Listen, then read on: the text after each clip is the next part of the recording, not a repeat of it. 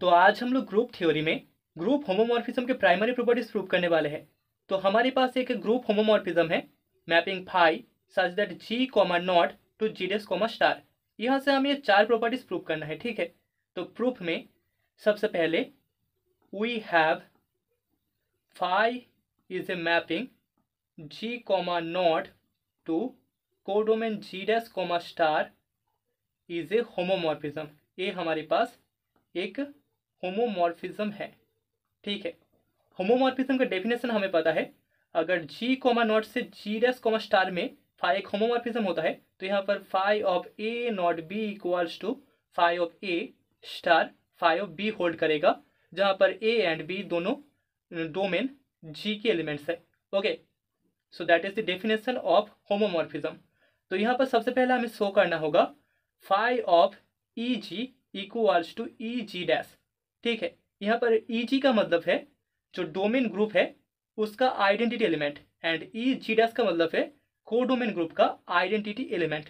Okay, so here हम बोल सकते हैं E G naught E G equals to E G hold करेगा, ठीक है। जो डोमेन ग्रुप है उसका आइडेंटिटी एलिमेंट का नॉट इक्वल्स टू हमें आइडेंटिटी एलिमेंट ही मिल जाएगा। This imply phi of E G naught E G equals to होगा फाई ऑफ ई जी।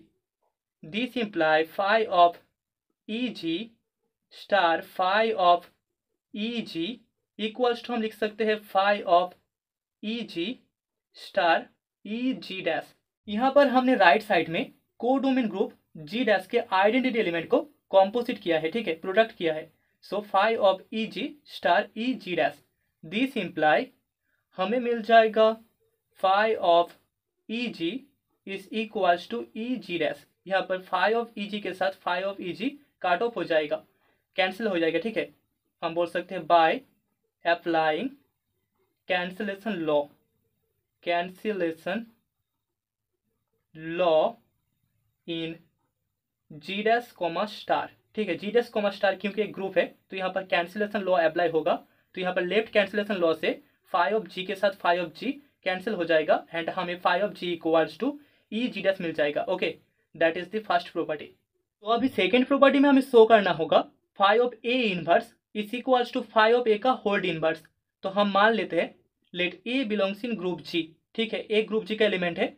तो यहाँ पर क्योंकि जी में इनवर्स प्रॉपर्टी होल्ड करेगा तो यहाँ पर there exist A inverse also belongs in group G with, जहाँ पर A naught A inverse equals to A inverse naught A equals to हमें ग्रुप जी का आइडेंटिटी एलिमेंट ई जी मिल जाएगा। Okay, this imply phi of A naught A inverse equals to phi of A inverse naught A equals to phi of E G hold करेगा। This imply हम बोल सकते हैं क्योंकि phi एक होमोमॉर्फिज्म है तो यहाँ पर phi of a star phi of A inverse equals to हमें मिल जाएगा phi of A inverse star phi of a equals to E G dash, ठीक है। जी डैश जो ग्रुप था स्टार में उस ग्रुप का identity element E G dash equals to हमें ये वाला पार्ट मिल जाएगा। Okay, so therefore by definition of inverse हम बोल सकते हैं बाय डेफिनेशन ऑफ इनवर्स, यहाँ पर फाई ऑफ ए इस एलिमेंट का जो इनवर्स होगा दैट इज इक्वल्स टू हमें मिल जाएगा phi of A inverse. Okay, so this is the second property. तो अभी हमें तीसरे प्रॉपर्टी में शो करना होगा phi of A to the power N is equals to phi of ए इसका whole to the power N. तो सोल्यूशन में लेट हम मान लेते हैं ए बिलोंग्स इन ग्रुप जी। तो यहाँ से हमें तीन केसेस मिल सकता है। केस वन में हम लोग मान लेते हैं let n equals to zero, ठीक है, इस एन का वैल्यू इक्वल्स टू जीरो है। तो जीरो के लिए देयरफॉर हमें A to the power N equals to A to the power zero equals to identity element E G मिल जाएगा। दिस इंप्लाई यहाँ पर phi of A to the power N equals to phi of E G equals to E G dash, इसको हमने पहले prove किया था, G dash में आइडेंटिटी एलिमेंट ई जी डैश मिल जाएगा। दैट इज इक्वल्स टू हम लिख सकते हैं फाई ऑफ ए इसका whole to the power zero that is equals to phi of ए इसका whole to the power N, ठीक है। तो यहाँ पर phi of A to the power N equals to phi of A का whole to the power N hold करता है। अभी केस टू में हम मान लेते हैं लेट एन बी ए पॉजिटिव इंटीजर, एन हमारे पास एक पॉजिटिव इंटीजर है, पॉजिटिव इंटीजर, ठीक है। तो इसको हम मैथमेटिकल इंडक्शन से प्रूव करेंगे। So for N equals to 1 हम बोल सकते हैं, for N equals to 1 here हमें मिल जाएगा 5 of A to the power 1 equals to 5 of A, that is equals to 5 of A का whole to the power 1 hold करेगा, ठीक है। देयरफॉर द रिजल्ट, जो रिजल्ट है वो ट्रू है, is true for N equals to 1।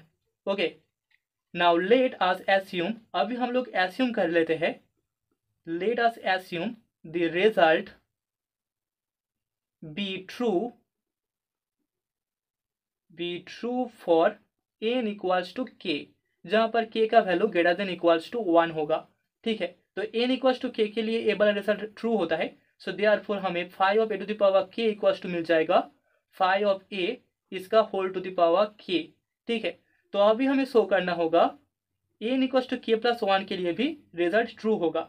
Okay, so for N equals to k plus 1 हमें 5 of A to the power k plus 1 equals to मिल जाएगा, that is equals to 5 of a to the power k not a, that is equals to हम लिख सकते हैं, क्योंकि 5 homomorphism है तो हमें 5 of a to the power k star 5 of a मिल जाएगा, that is equals to हम 5 of a to the power k को लिख सकते हैं 5 of a इसका whole to the power k, ठीक है, यहाँ से, एंड स्टार 5 of a को हम लिख सकते हैं 5 of a, so that is equals to दोनों का स्टार इक्वल्स टू हमें मिल जाएगा 5 ऑफ ए इसका whole to the power k plus 1।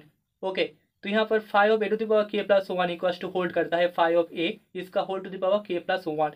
So therefore हम बोल सकते हैं द रिजल्ट, जो रिजल्ट है that is also true for N equals to k plus 1, ठीक है। So therefore by principle of mathematical induction, by principle of mathematical induction, यहाँ पर 5 of A to the power n equals to 5 of ए इसका whole to the power n hold करेगा for all n belongs in natural number, मतलब कि सारे के सारे positive integers के लिए हमें 5 of A to the power n equals to 5 of ए इसका whole to the power n मिल जाएगा। अभी केस 3 में हम लोग मान लेते हैं हमारे पास जो n है वो एक नेगेटिव इंटीजर है, let n be a negative integer, ठीक है, एंड n इक्वल्स टू हमारे पास माइनस m है for m belongs in set of natural number, ठीक है, that is the definition of negative integer.